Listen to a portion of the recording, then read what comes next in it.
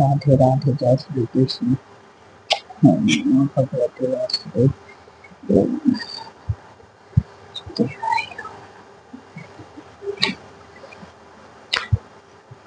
भगवते वासुदेव। ओम नमो भगवते वासुदेव। ओम नमो भगवते वासुदेवाय। ओम नमो भगवते वासुदेव। ओम नमो भगवते वासुदेव। राधे राधे, जय श्री कृष्ण। आज हम गीता का चौथा अध्याय करेंगे। श्री कृष्ण भगवान बोले, इस अविनाशी कर्म योग को मैंने सूर्य से कहा, सूर्य ने मनु से कहा और मनु ने राजा इच्छुक से कहा।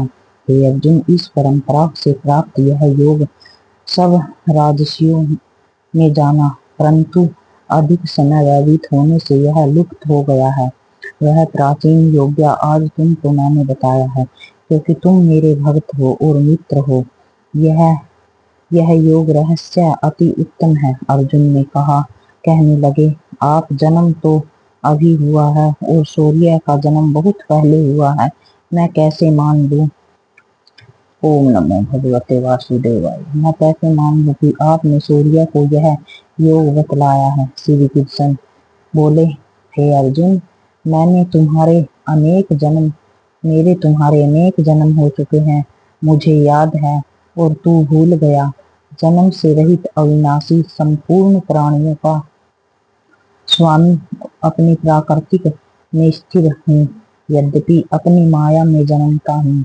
हे भारत, जब जब धर्म की हानि होती है और अधर्म प्रबल हो जाता है, तब तब मैं ही जन्म लेता हूँ।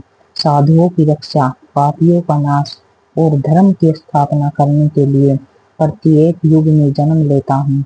जो मेरे इस लौकिक जन्म और कर्म का तत्व जानता है, वह मृत्यु होने पर फिर जन्म नहीं लेता है और मुझ में ही लीन हो जाता है।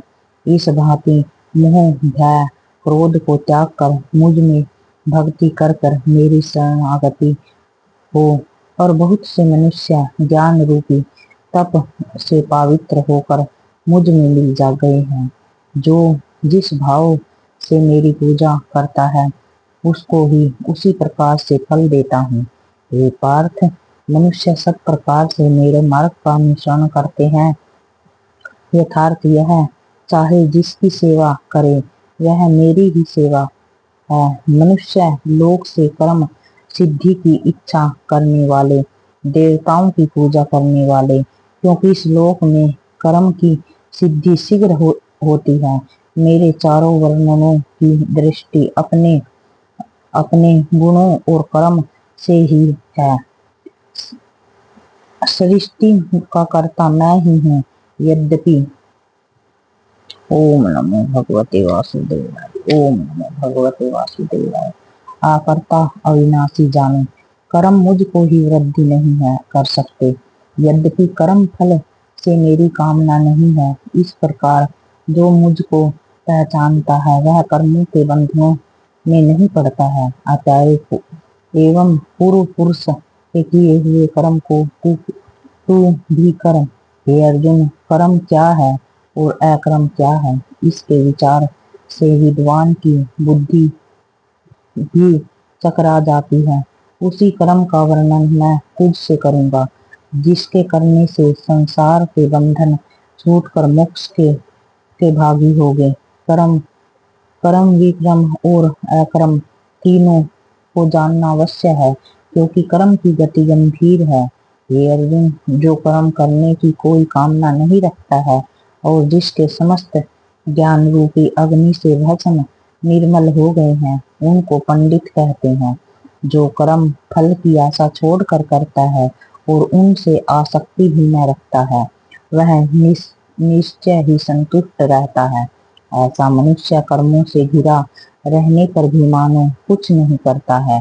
देव योग से ही जो कुछ मिल जाए उसी में संतुष्ट रहता है। जो हर्ष, शोक आदि द्वंद्व से मुक्त है तथा किसी से ईर्षा नहीं करता है, कर्म की सिद्धि या सिद्धि में भेदभाव नहीं समझता है, वह कर्म करते हुए भी उसमें नहीं बनता है। जो फल की इच्छा नहीं रखता है, यह वासना से दूर हो गया है, ज्ञान में जिसके मन का अचल है, जो ओम नमो भगवते वासुदेवाय, ओम नमो भगवते वासुदेवाय। जो यज्ञ के कर्म करता है वे सब कर्मों में लिप्त हो जाते हैं। हवन करने का पदार्थ ही ब्रह्मा है, आहुति देने वाला ही ब्रह्मा है। इस प्रकार जिसकी बुद्धि में सब कर्म ज्ञानमय है, उनको ब्रह्मा प्राप्त होता है। कोई कोई कर्म योगी देवताओं की पूजा करता है और ज्ञानी योगी ब्रह्म रूप अग्नि में ज्ञान रूप से हवन कर परमात्मा का भजन करते हैं। कोई ऐसा है जो अपने इंद्रियों को तथा कर्मों को समय रूप अग्नि से होम देता है, और कितने ही इंद्रियों रूप अग्नि से इंद्रियों के रूप शब्द आदि विषयों को होम देते हैं। किसी ने ही लोगों को इंद्रियों के सब कर्मों और प्राणों के कर्मों को आत्मा ज्ञान में परलवित संयम रूप अग्नि के होम देते हैं। कोई तो द्रव्य यज्ञ करते हैं, कोई तप यज्ञ करते हैं, कोई योग यज्ञ, कोई साध्य और कोई ज्ञान रूपी यज्ञ करते हैं, और कोई प्राणायाम के तात्पर्य रहने वाले योगी प्रणाम और आयु अपमान वायु में प्रणाम को रोकते हैं, और प्रणाम वायु में अपमान वायु के लय करते हैं। कोई आहार को निरंतर कर के प्राण को होमे में यज्ञ वित्रता है, और यज्ञ में ही इसके सब पाप नाश हो जाते हैं। जो यज्ञ से बचे हुए अमृत रूप अन्न को खाते हैं, वे संतान ब्रह्मा को प्राप्त होते हैं। हे अर्जुन, जो यज्ञ नहीं करते हैं, उनको यह लोक परलोक दोनों ही इस ओम नमो भगवते वासुदेवाय इस प्रकार से बहुत से यज्ञ वेद में विस्तार सहित वर्णित है। इस सब को कर्म से उत्पन्न हुए जानो। हे परंतप द्रव्यमान यज्ञ में ज्ञान यज्ञ उत्तम है। वे प्रथम फल सहित सब कर्म ज्ञान से समाप्त हो जाते हैं। सो उस ज्ञान के यज्ञ का तत्वदर्शी और ज्ञानी लोग तुमको उपदेश करेंगे, इसलिए तुम उनकी सेवा करना और उनको विनय पूर्वक प्रसन्न करके ज्ञान यज्ञ जानना। इस ज्ञान का लाभ प्राप्त करके तुमको ऐसा मोह फिर नहीं होगा। इसी ज्ञान से समस्त प्राणी को तुम अपने में और मुझ में देखोगे। यदि सब प्राणियों से भी अधिक पाप करने वाले हो तो भी ज्ञान रूपी नौका से ही सब पाप रूपी समुद्र को पार कर जाओगे। हे अर्जुन, जिस प्रकार प्रज्वलित अग्नि लकड़ी को जलाकर भस्म कर देती है, वैसे ही ज्ञान रूपी अग्नि सब कर्मों को भस्म कर डालती है। इस लोक में ज्ञान के समान पवित्र और कुछ भी नहीं है। यह ब्रह्मा ज्ञान बहुत काल पर्यंत कर्म योग से सिद्ध हुए हैं, पुरुषों को अपने आप ही प्राप्त होते हैं। जो श्रद्धावान पुरुष इंद्रियों को जीत कर ब्रह्मा ज्ञान में लगा रहता है, वह ज्ञान को प्राप्त करता है और ज्ञान को पाकर अल्प समय में शांति को पा जाता है।